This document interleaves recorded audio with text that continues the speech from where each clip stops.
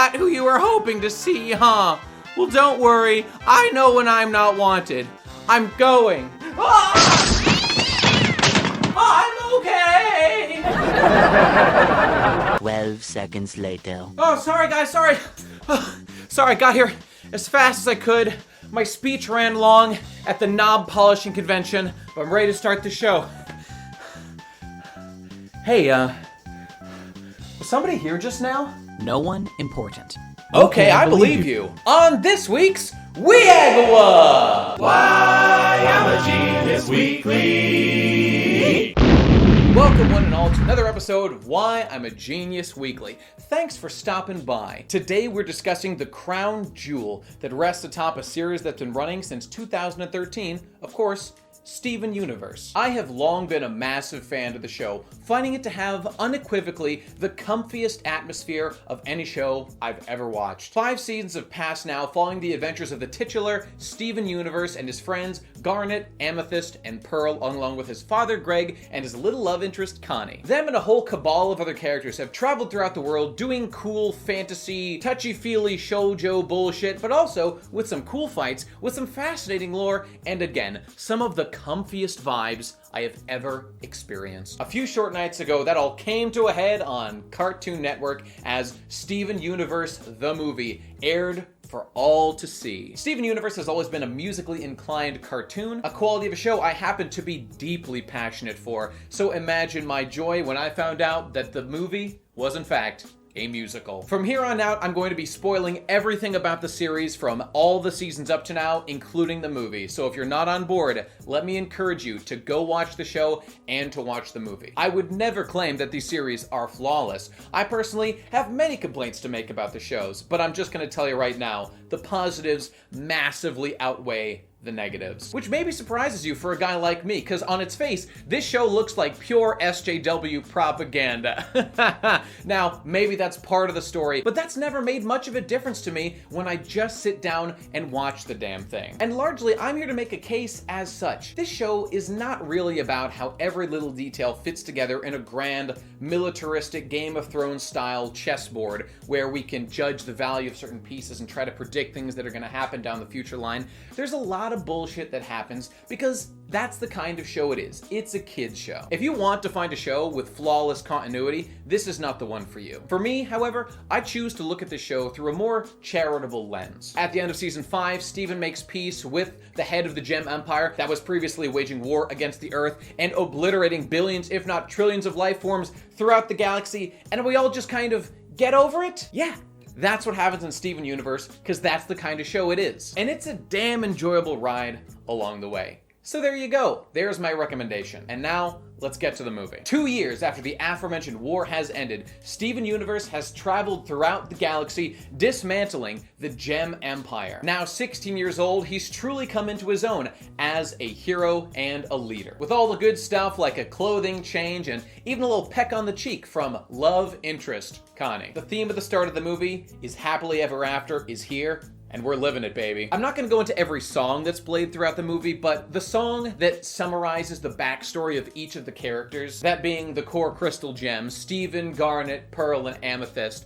Oh, I fucking love that song. It's a goddamn bop! Which is true of many of the songs as we go through, but let's stick to the plot for now. Suddenly out of the sky comes a pink projectile hurtling toward Beach City, towards Steven and his friends, lands right next to his house, and out comes Spinel. Who is Spinel, and what is her grief with Steven? Why has she come here to destroy all life on Earth and take her revenge on the crystal gems? This is the main mystery of the movie. However, right away, when she first shows up and there's the big fight scene between the crystal gems and her, this fight, as well as the big fight at the end of the movie, have amazing animation cuts. And I know there's a certain Japanese animator who was brought along to do these, and they killed it. Not only does Spinel manage to defeat these pathetic gems, who've been made weak by their years of peace, she's also a legitimately scary villain, extremely intimidating, and with her scythe/Joker look, she's just looking like an absolute boss. One of the best designs in the entire series thus far. Anyway, using her fancy scythe, she manages to poof all the crystal gems and attempt to do so on Steven,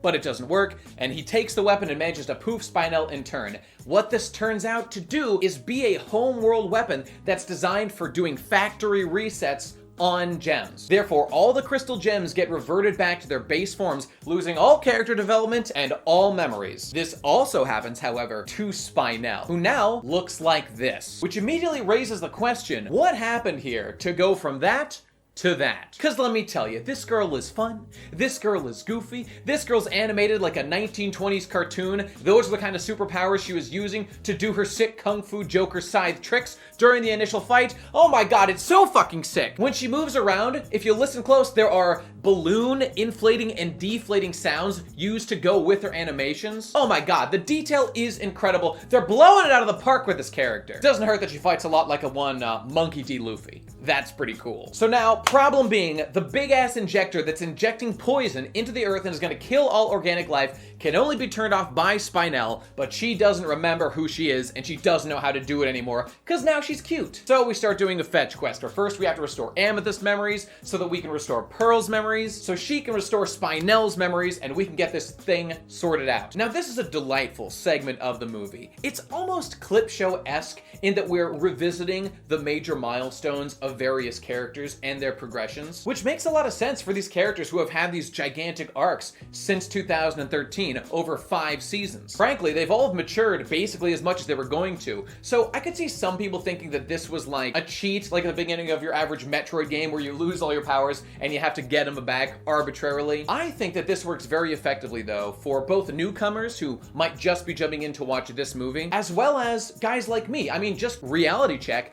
I haven't actually watched Steven Universe all the way through in many years. I do go back and watch it regularly, but I forget tons of stuff that had happened. Being reminded this way as like a grand celebration of the series in the movie, I think is a great choice. And so we see Steven helping Garnet form herself back out of Ruby and Sapphire, revisiting their whole love story, helping Amethyst reclaim herself as well as Pearl, as their working theory on how to repair the memory loss and to get the characters back to where they were is to walk through memories they've done and walk through experiences they've had for the character development, and it happens to work out. How convenient. Now, while all this is going on in the story, Spinel is hanging on to Steven. Because one of the things that happens when all the gems get reset is that they revert back to their original programming, which they really seem to have. For example, Ruby wakes up, and even before meeting Sapphire one time, Ruby knows her purpose is to protect Sapphire. This is her sole goal and mission in life. Pearl is revived by Greg Universe and becomes basically his eternal servant. Amethyst is a blank slate who just regurgitates words back. She's a little bit slow in the head at first. And when Spinel is reverted, she too reverts to her original programming, that being she gravitates towards Steven, having been programmed to be his best friend, presumably due to being programmed that way towards Pink Diamond. If you're not up on your lore about Steven being Rose Quartz, being Pink Diamond, just know it's complicated, and he is these other two characters. So while Steven is helping his bros get back their memories and reliving these wonderful experiences, we can see how happy he is to be hanging out with them, how much positivity he's experiencing.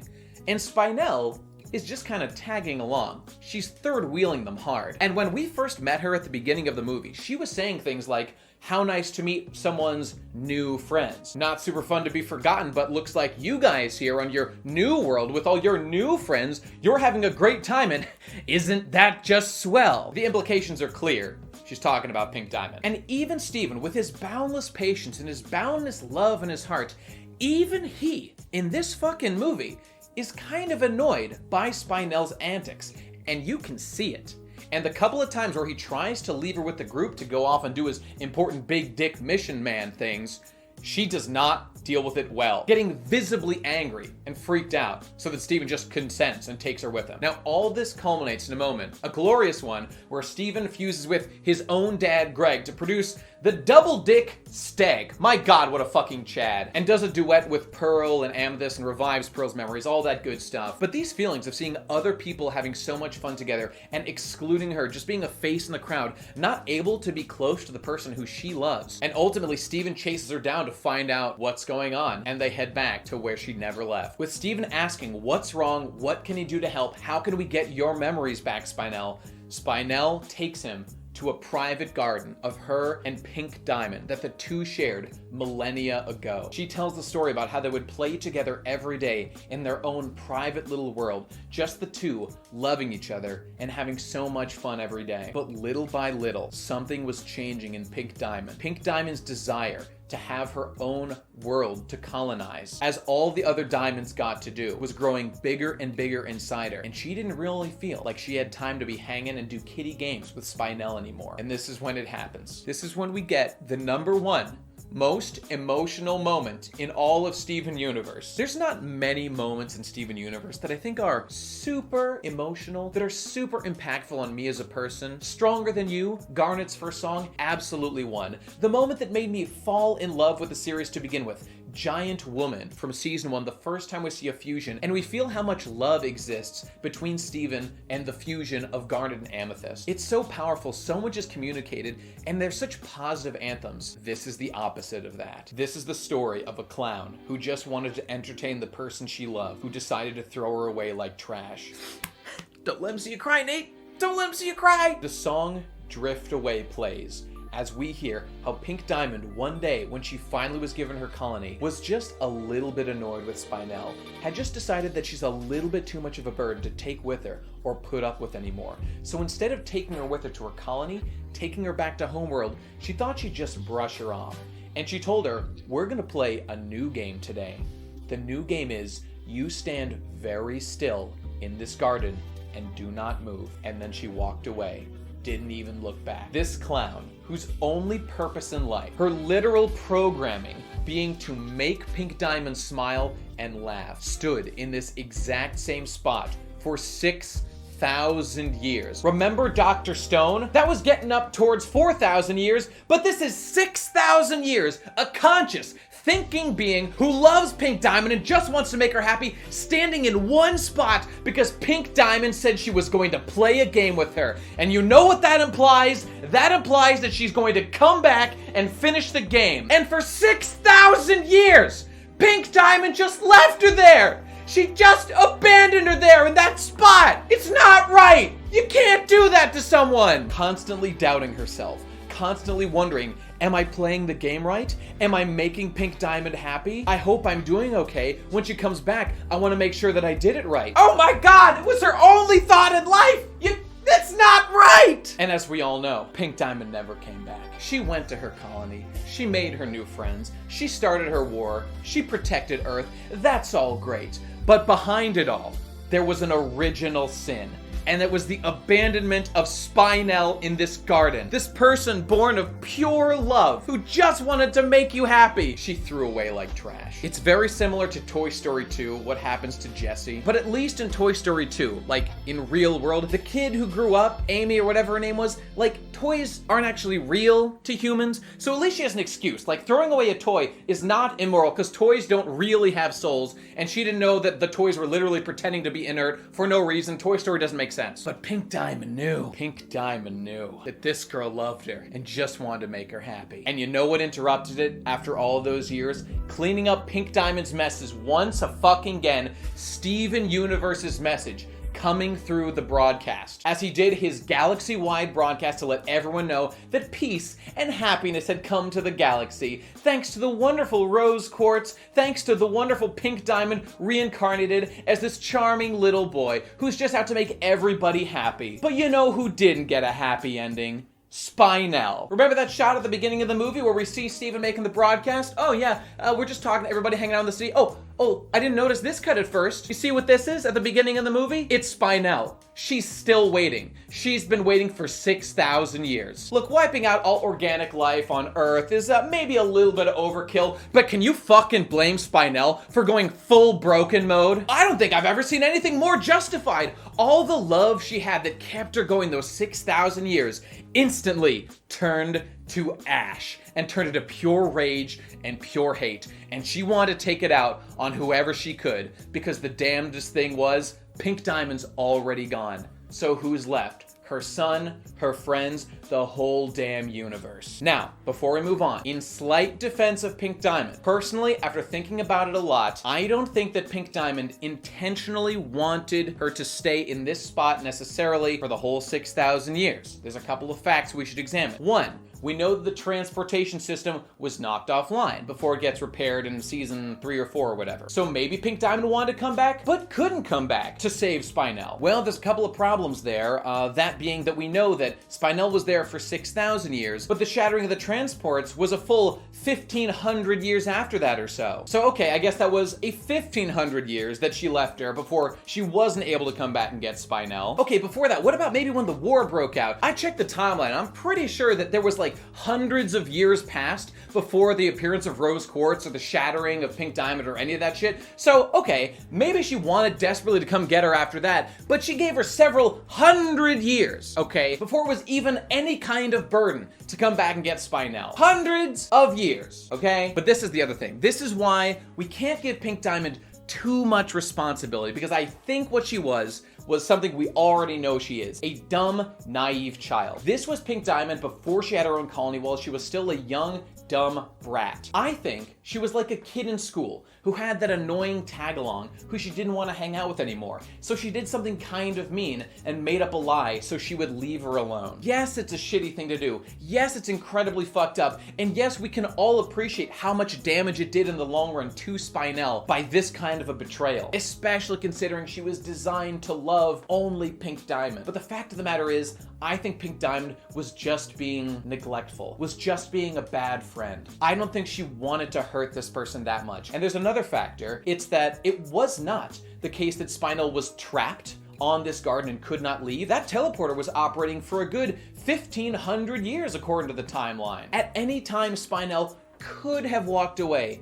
And what I think is a story I've heard before, the cool kid, the bully in this situation, Pink Diamond, I think she thought, okay, I'll tell her to just stand here and eventually she'll figure it out and she'll just go home. But the tragedy is that her love for Pink Diamond was so strong, she didn't want to deviate from the command. And furthermore, it's also possible that she's not able to disobey a command, kind of like Pearl wasn't able to disobey Pink about keeping the secret about Rose and Pink. I don't know. So we all know that Pink Diamond is culpable for hurting Spinel this way, but is she that culpable? All of us have committed little sins earlier in our lives. We don't want to just say that someone's definitively evil or definitively good based on some action like this as much as we want to. We can all recognize that Spinel's pain is real, but let's not mete out unfair justice towards people who committed relatively small crimes if we don't know their heart in doing so was pure malice.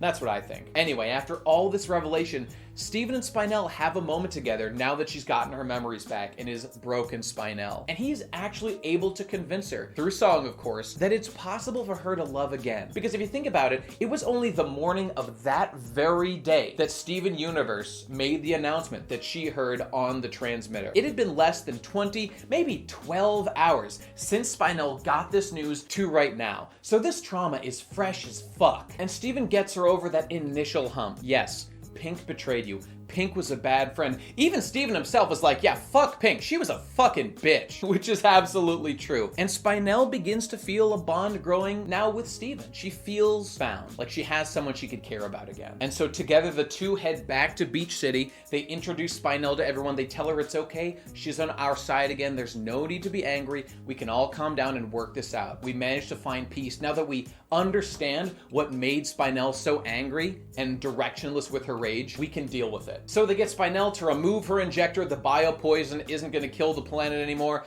and we're all saved. And then Steven is off to his next adventure to go heal the planet, to go evacuate everyone from the city, blah, blah, blah, save the day, usual hero stuff. But a little voice peeps up. Spinel says, hey, what about me? What's next? You ever talk to somebody who's, just for example, suicidal? That's an emergency situation. All of us feel empathy for that, and we all jump in on that. And we're like, hey, we want to help you out, bro. We want to make sure you're not hurting. Anything we can do, you gotta, there's some resources I can provide to get you out of the situation.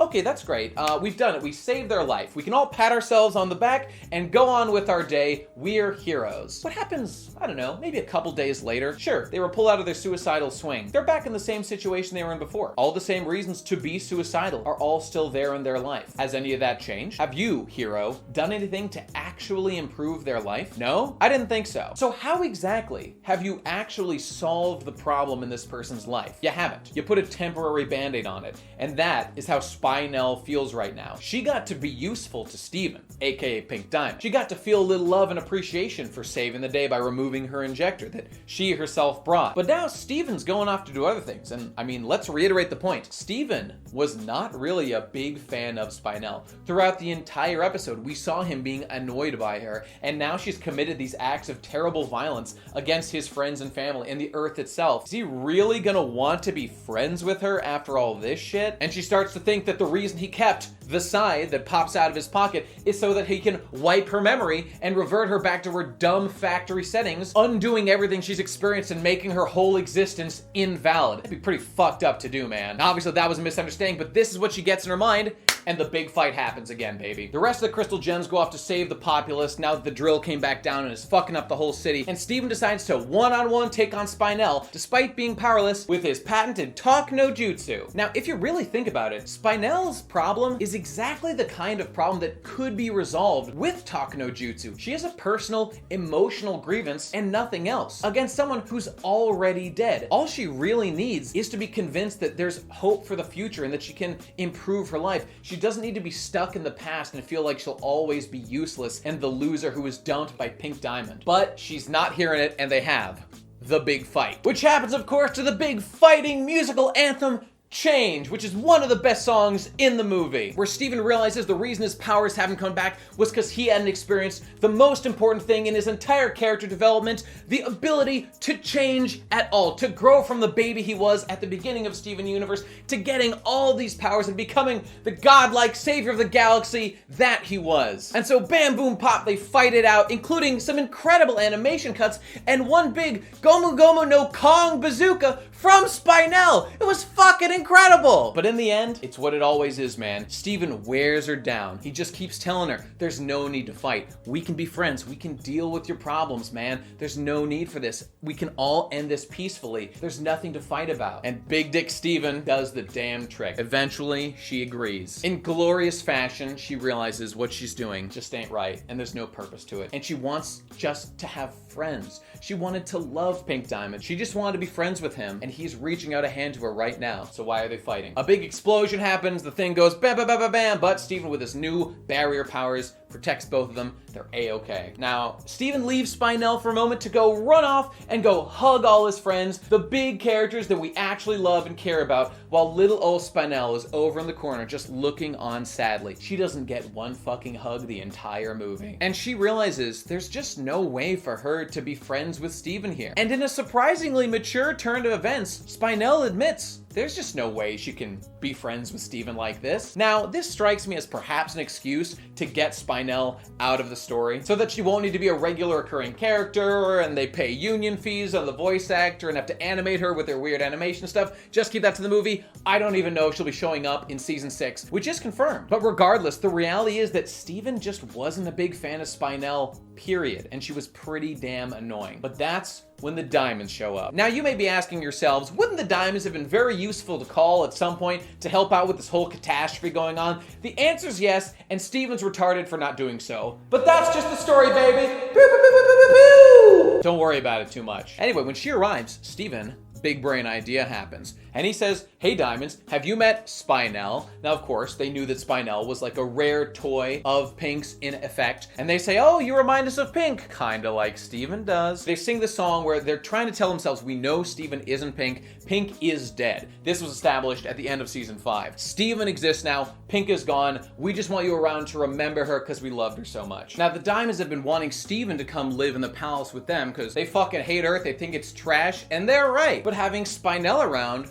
might be a good way to remember her. And so that's basically it. Maybe these people that she hadn't met before, maybe they could be the ones who she can love going forward with her life. And so that's what she does. Now, I find it a little bit ominous the way those 3 diamonds are chanting, let us adore you. Like, is this really gonna last that long, them adoring Spinell so much? I mean, she's not Pink. Aren't these guys really racist against everything that isn't a diamond? I guess they're working on it, so it'll work out fine. Like I said, I'm trying not to think about it too much because we know what they're getting at. And that's pretty much the end of the movie. Everything's okay. Spinel's issue is resolved. It was a purely emotional one, and they managed to teach her that while she might not be a perfect fit for everybody, Steven found her kind of annoying, Pink obviously didn't like her that much and did horrible things to her, but that doesn't mean she can't find people who she can belong with and do appreciate her in the future. And by the way, old Spinel was pretty annoying and kind of a pain to have around, but new punished Spinel is totally sick nasty and a total badass and actually pretty emotionally mature. She's not really annoying at all, and I fucking love her New York accent. Jeez, what a friends for. The edginess varies, but she's basically a combination of Peacock from Skullgirls and Mickey Mouse. Anyway, Steven gets his happily ever after once again, and who knows what's gonna happen in the future. Personally, what I'm wondering about is now that colonization has been stopped by the gems, they're not gonna be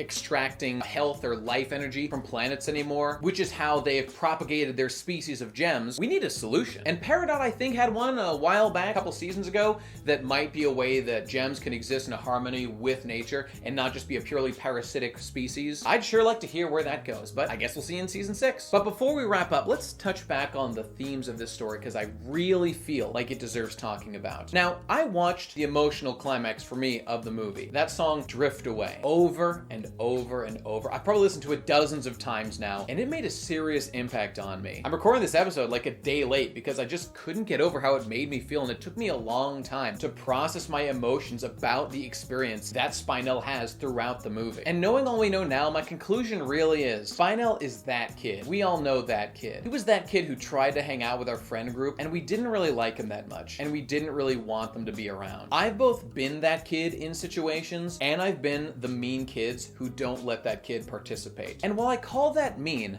the simple fact is, we all have preferences with who we like and who we don't like. And can you really blame somebody for not wanting someone who doesn't really fit a group dynamic, doesn't really get the jokes, doesn't really feel the vibe of the people you're hanging out? Can you blame those people for kind of wanting to form their little in-group without hangers-on? I have very specific memories of instances that involve me not wanting to hang out with kids, and you see it so clearly reflected in the Drift Away animation. Look at these expressions on Pink's face as they progress throughout the scene. We see her having fun with Spinel at first, but slowly it turns to mild irritation to outright anger, and then just dismissal. People only have so much patience, and then they can do cruel things when they don't want to associate with someone anymore, or they're at the end of their rope. To me, it kind of seems like Pink Diamond was a kid with a children's toy who was growing up and just wanted to move on with her life to, be a big kid, get her own colony on Earth, be a real diamond like the other ones, not play these kiddie games anymore. And Spinel, a thinking, conscious entity, was the casualty of that process. And the fucked up thing is, we know Spinel can change because we've seen her do it now. We've seen Pearl change from a subservient, obsessed weirdo. Amethyst became more mature and more relaxed and more confident in herself. Garnet, of course, made peace with herself long ago and became a totally new life form that nobody had ever seen before. And of course, Steven evolved from the little kid who couldn't do anything at the beginning of the series to the hero we know now. Pink could have given Spinel that chance too, but she didn't. She just chose to exclude her. The way that Spinel acts and feels in this movie. I was on the other end of this stuff plenty as well, but it makes me think about, I wonder what the kids who didn't fit into my group, who kind of got pushed back by me and my friends, what are they up to now? Are they still feeling pain from that? I know I feel pain from times that was done to me to this very day. But what can we do? We can't expect everybody just to have infinite patience, to have infinite time to hang out with everybody who wants to be associated with them. What's the solution? I think all we can do is try to meet people halfway. Spinel's relationship with Pink was doomed from the start because Spinel had so much love for Pink that Pink was never going to be able to reciprocate to Spinel. Drifting apart was inevitable. The particular way it happened was not inevitable, and that's why Pink Diamond deserves to be nailed to the fucking cross. But really, it seems more likely it was a frivolous thing. She was just frustrated, wanted to get out of there, wasn't worried about the consequences. We've all done things like that in our lives. The Pink Diamonds of the world, they need to have more patience with the people around them and treat them like humans. Don't treat them like trash, even if you've decided you don't want to be friends with them anymore. And the Spinels of the world have to have at least some awareness when people are frustrated with them and don't want to spend as much time with them. Those guys have to realize that at a certain point, you've got to just find new friends who do appreciate you for what you are. If we can extend this kind of understanding from both sides, I think that's where we're going to find a happy medium. The thing about Spinel in this movie is she really reminds me of a school shooter. It's said many times throughout the movie that she's here to commit violence on people who she doesn't know, who she has no connection to, absolute strangers. Her anger is at Pink Diamond, but Pink Diamond isn't around anymore, so she's going to do the closest thing thing she can do and just attack wildly. It's a big problem today that we've got people who are frustrated with their lives and frustrated with society, and they don't have any tools with which to solve these problems. Maybe they're kids who are still in school. That's a very limited pool. They don't have a lot of money, they can't get around, and they're just forced to deal with this shit until they grow up and magically get away from it somehow. What do you do in a situation like that? You've just got to keep looking. You can't give up hope on any sides here. This is why I feel that Steven Universe is an eternally optimistic show, and that's what I appreciate from it. The world is a harsh, cruel place. People are mean. People will spite you. People will do bad things to you. But it's up to us to not let that darken our perspective on the world and remain positive. If for no one's other benefit than our own. Because when we hurt other people, that's going to come right back at us eventually. In Steven Universe, every problem that arises, it turns out, can be solved by talking about it. Now, if there was a conquering warlord who just decided that, oh, you know, my people are superior, we're just gonna conquer and murder because we don't see you as thinking entities worthy of respect, and he just decided to commit genocide against the gems or the humans or whoever, there would probably be no reasoning with that person. This is, I think, why people are sometimes critical of Steven Universe, things working out so conveniently. But the story's designed that way, to convey very specific emotions about how we shouldn't give up when there is hope that we could get through to someone and make a change on them emotionally. Know what I'm saying? You guys know all this shit already. These are just the thoughts that came to me watching this movie. I feel like this is one of the biggest problems of the American culture in the modern age. We'll go way out of our way to help people who are in emergency situations, who are maybe feeling suicidal or gonna do some drastic things. But what about the day-to-day depressing grind of just feeling sad about having no friends? We need to both be as kind to those people as we reasonably can be and empower those people to help themselves. Some combination of this. That's the only solution I got, because boy, I don't want anybody on this planet to experience anything like what Spinell experienced. Which, you know what? Reminds me of somebody. Let me call him in real quick. Hey, worst guy! Hey, buddy! Hey, can you come in here for a minute? Oh, I'm coming! Is it time for another hilarious scene where I get the shit beat out of me? Nah, man, it's not like that. Listen.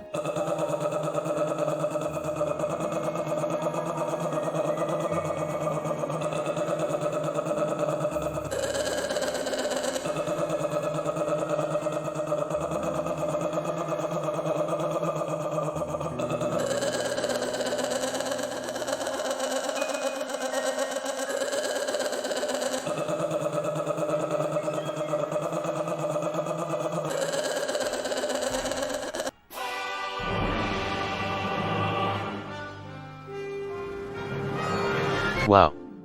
I almost feel like I could run my life competently. My newfound sexual inner conflict is chafing, so let's get the flip out of here. Transition. We can transition! Woo! Okay, I'll defuse now. Worst guy ever had to go do some character development. But let's get to the P.O. Box. Address listed right over here. Send mail, send packages there, so I can be delighted to open them up on the show. Let's go. Today we've got exactly one. Okay, and what do we have here? Looks like a letter. Let's see. Dear BestGuyEver, I'm in America right now, so I thought it was the right moment to send you some rad art to your P.O. Box. Thank you. I don't know if you can appreciate original pieces, but even if you don't, there's some extra toilet paper. Hope you have a great day. Nexus Mania signing off. P.S. Don't forget to share. One is for Hippo. Nexus Mania, everybody. How nice of him to send. Are you ready? I haven't looked at this. Let's see what we got. Oh my God. I think I know what this is. This is a wanted poster here for Wanted Dead or Alive, the Hypocrite, Red Man Give and Take. Hashtag Hippo wins. We ran out of space for the reward, so we don't want him anymore by the Marines. Nexus, thank you so much. And, oh, that looks so good. Wanted Dead or Alive, best guy ever, 100,000 subs. Oh, Nexus, that's so cute. There's me, and I think there's a little Mish Tobin hanging out in the background. Oh, actually, now I think about it, this is just like Luffy with Usopp in the background. Ooh, that's a deep level reference. Nexus, thank you so much. This is so sweet. I've got to get this to Gibbs somehow. And in case you're one of the dunderheads who isn't in the know, this is fan art of our wanted posters from the Podcast, the One Piece podcast review show that me and Gib do every week, and you should watch. I need to frame these or get them put in something because they are absolutely beautiful. Nexus is such a talented artist, and I'm so lucky to have him make stuff like this. Nexus,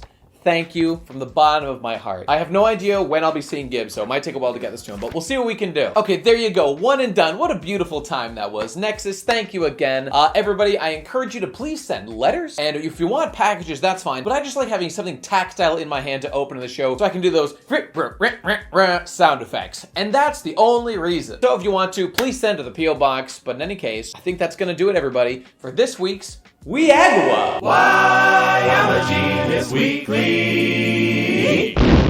If you like the show, please support me on patreon.com/bestguyever or on Subscribestar. Links to both are in the description down below. $1 and you're in my patron Discord. $5 and you get the Best Guy Ever monthly cast. Episode 3 just came out and I thought it's interesting. I enjoy making them and hopefully people enjoy listening to them. I might be making some tweaks to those with patron rewards coming up, so keep your eyes peeled. Follow me on Twitter @BestGuyEver for updates, memes, and whatnot. Watch the aforementioned Podcast Weekly One Piece review show that I do with my boy Gib, and watch The Procrastinators, the podcast channel with all kinds of content I do with my boys, the PCP. That's gonna do it, everybody. Thank you for being here. I will see you next week. Make sure to stop by again. And remember, everybody, be kind to others. But don't forget, you've got to work on yourself at the same time. See you next week. Bye!